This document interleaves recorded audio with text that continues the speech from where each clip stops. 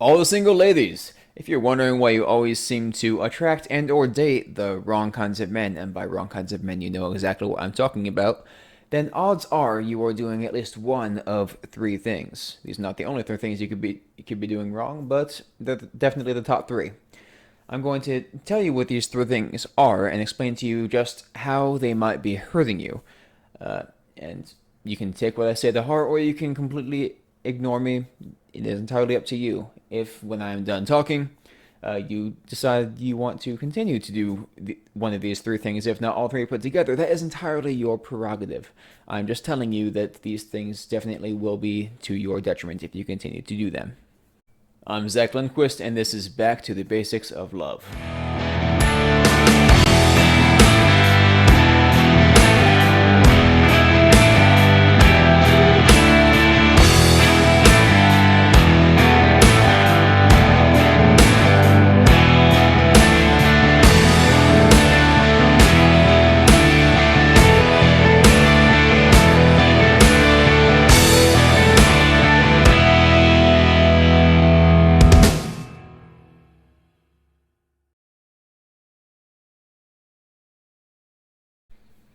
So, reason number one that you might possibly be having trouble attracting the right kinds of men is that you may be playing hard to get all the time.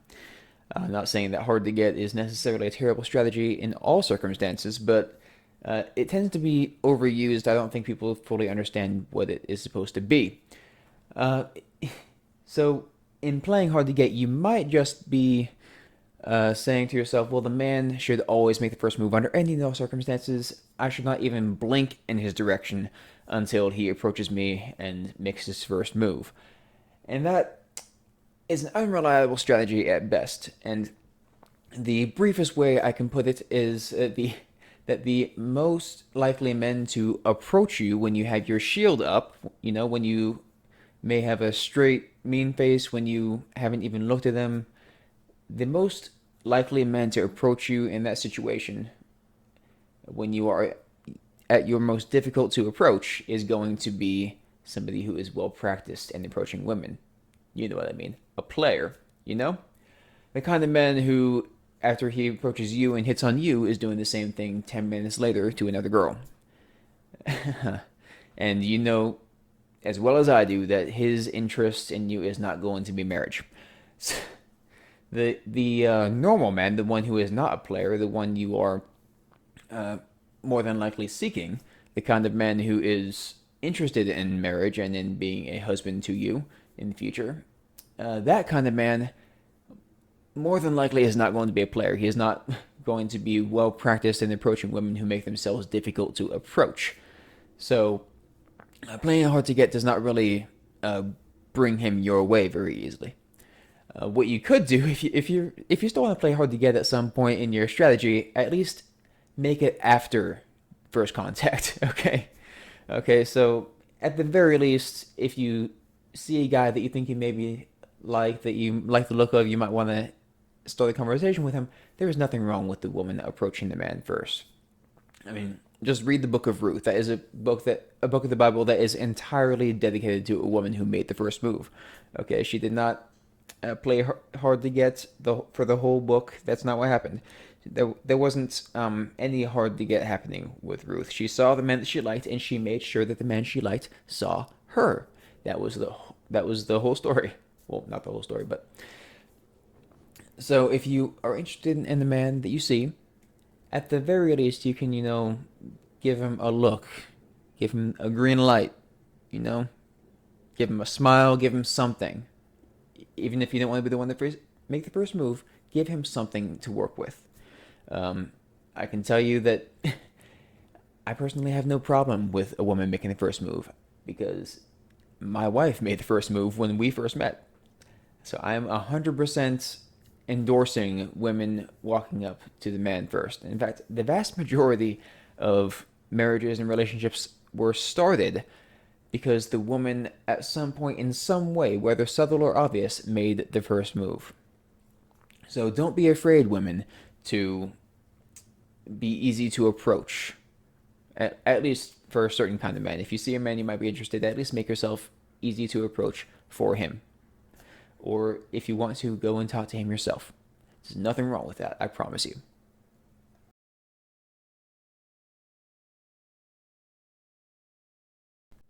The second reason that you might be having a hard time attracting the right kind of man, I mean, you might be attracting men this way, but not the ones that you want, right? Is that you may be dressing provocatively. And I can hear your eyes rolling. Stop that. Okay. I understand. I've heard it before. Oh boy, Christian boy is going to tell me to dress conservatively. Yes, but it's not without reason, I promise you. And this is not some legalistic reasoning that says, oh, if you dress in a crop top, you're going to hell. No, this is nothing like that at all.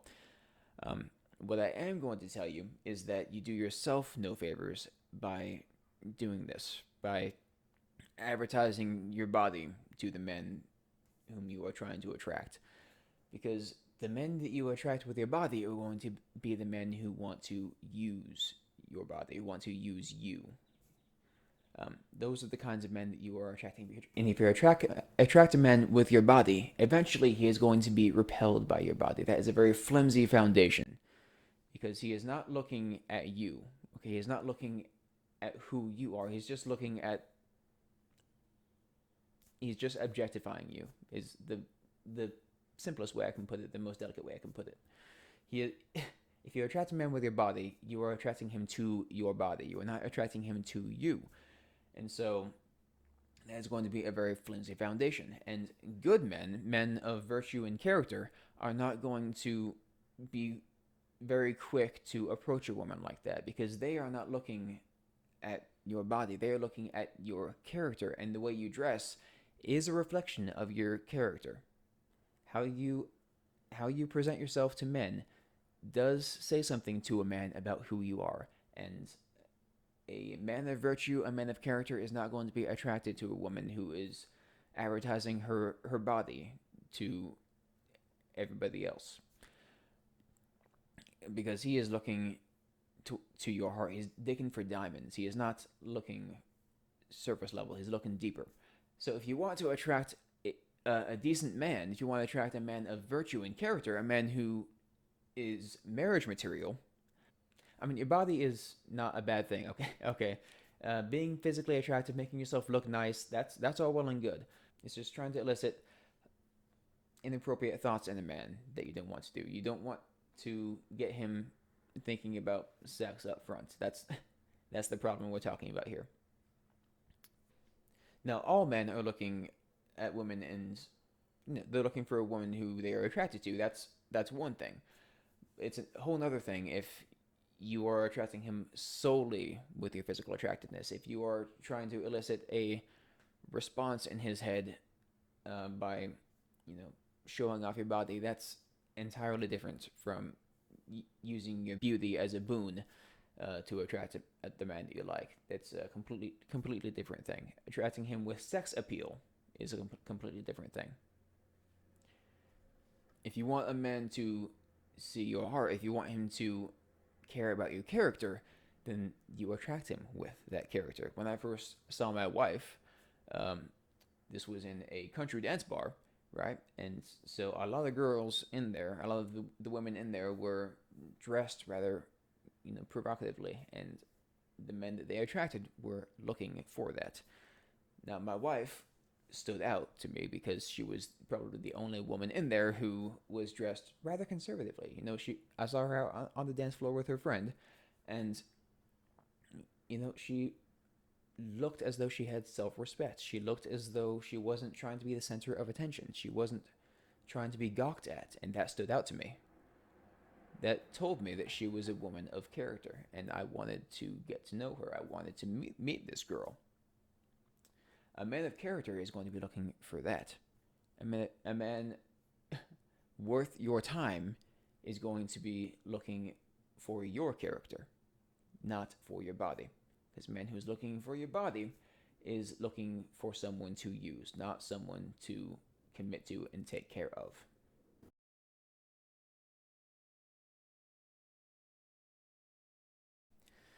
Reason number three that you might be attracting the wrong kinds of men and or dating the wrong kinds of men. This one is going to be a bit touchy for some of you, and that's to be expected. It's fairly similar to the last one, but a bit more serious. This is the incentive factor. That's the PG way of saying don't sleep with these men that you are not married to. Just don't have premarital sex with these men. Definitely don't give it up on the first date. It's a very common thing that women do, and they are destroying themselves by doing this. Okay, this is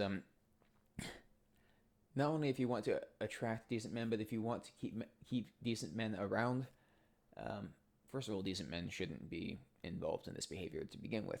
But if you're looking for a man to marry, if you're looking to keep a man around, I hate to be the one to tell you this if you haven't figured this out already, but a man's fundamental interest, whether he's a good man or a bad man, a man's fundamental interest in a woman is motivated by his sex drive. Okay, don't tune out. Okay, this is designed this way on purpose. This is God's design here. This is his intention. Okay, because if it wasn't for a man's sex drive, he would not have much of an incentive to commit himself to a woman, right? He would not have much reason, as he sees it from his perspective, to give up his freedom if he did not have a particular drive. So God instilled him with this so that he would have a reason to pursue the woman and to commit himself to her and to take care of her for the rest of her life in some way. This is God's intention. This is an incentive that he designed in men so that we would not be solely self-centered for our entire lives, because men tend to be that way, right? We tend to be a bit selfish. We tend to want to take everything we can get, right? And that's how most men approach sex, especially when they're single, right? All they want is to take. And when you give them that, when they have not committed to you, you're just giving them something to take. They're not giving anything in return. They have no intention of giving anything in return, right? And when you give a man sex before he has made a commitment to you, you have taken away his incentive to commit to you, right? You have given him exactly what he wants out of you, and now he's ready to move on. And you have given this very personal, the most intimate thing you can do with somebody. You've just given that away to somebody for no reason. And that is hurtful to you and you alone. Well, not to you alone, but you get where I'm going with this. That is not good for you or for anybody. That is not to your benefit. Now, if you want to keep a man around, particularly a good man, again, a good man will not pressure you into something like that. If a man wants to pressure you into premarital sex, especially right up front, then that is a sure sign that you need to move on. Just, nope, ditch that guy. Find somebody else. Okay? I know that this is not popular advice, but you need to keep your clothes on with the men that you are going out with the men you meet. That is a must. And if you're going to keep a man around, if you want to get a man to marry you, he needs incentive. If you give him something that is supposed to be reserved for marriage right up front, he has no incentive to commit to you. You have taken that away from him. You don't just give this away for free. This is something that is very significant, very important, that you do not just give away to any guy who comes along. You make that boy earn it. And the way he earns it is by getting you a big fat diamond for your finger, or whatever kind of ring you want to wear. He earns it by committing himself to you, by committing his life to you, he earns that thing that most women are just giving away for literally nothing. He earns that by giving you his freedom. If you are going to give that to him, he has to give you his most important commodity, which is his freedom. That is the incentive that God designed in the men, that women are completely neglecting today. They're not using this in the proper way. A man's incentive, his sex drive, is to incentivize him to commit to you, but it has to be used correctly by you, ladies. If you want a decent man, if you want someone to commit to you, someone to spend the rest of your life with, you have to use this the right way. And if you're worried that the man you're with or the man that you're interested in will leave if you don't give him what he wants, if you don't sleep with him when he hasn't married you yet, if you're worried that he's going to leave as soon as you say no, that's good. That means you don't want him. This is also a way of separating the weak-willed men from the men of character. It has an added benefit. If a man won't stick around because you don't give him what he wants up front because he's a narcissistic pig, that's a good thing. It means you've ruled him out. You don't want him. You want somebody else. Someone you know who respects you. That's kind of a nice thing to have in a man, right? If a man's sole interest in you is sex, then his interest is not in you, right? His interest is in using you. That's not what you want. So if you want a man who is not interested in using you, but is interested in loving you properly, then the best thing for you is to not have sex with these men until one of them marries you. Not until they marry you, just one of them. You want one, you get one. You get one. Choose wisely, please and thank you. That is in your best interest. These rules of sexual morality, God has them in place for a reason. They are for you, for your well-being, for your best life. God designed us this way for a reason. Do not hurt yourself by giving away the most intimate thing you can do with another human being free of charge. You are the single most expensive commodity in the world. God made you that way. Men would die to have you, so make sure that they pay a high price, their freedom, for what they want. Once you're married, do whatever you want, okay? That is, you get to do what you want when you're married. Men, a little less so. I mean, like I said, we give up our freedom when we marry you. That is the price that comes with it. It's not to say there aren't many benefits. I'm much happier being married than I was when I was single. I can promise you that. But I mean, there are drawbacks. The wife usually gets what she wants, right? Most of the time. I mean, my wife has been asking me for months to put up curtains in the house, which would actually be to my benefit because you wouldn't get the light imbalance that you're getting with me right now. So I should probably get on that. Just do something that my wife wants me to do, because it would probably help me out as well. Anyway, thank you so much for tuning in. I hope that this video, the advice and information in this video, is of some benefit to you now or in the future. That's why I do these videos. That's why I wrote an entire book about dating and single life as a Christian. So thank you so much for tuning in. I'm sorry if you hated every single word that I said. I'm sorry if I angered you. That's not the intention, but all I can do is tell you the truth in my opinion. If the truth upsets you, not much I can do about that.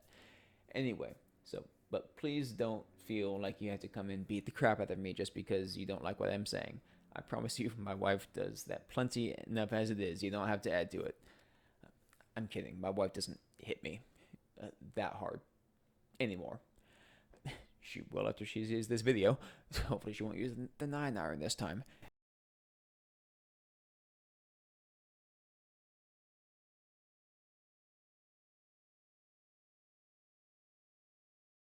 Anyway, moving on. If you like what you heard, and even if you hated every word of it, don't forget to like, share, and subscribe. It will really help me out immensely, so I appreciate it in advance. Once you subscribe, you can get even more of this radical content and get the word out there. Help to get the word out there, rather, because I'm the one doing all the heavy lifting here. Anyway, thank you so very much for tuning in. I'm Zach Lindquist. God bless you.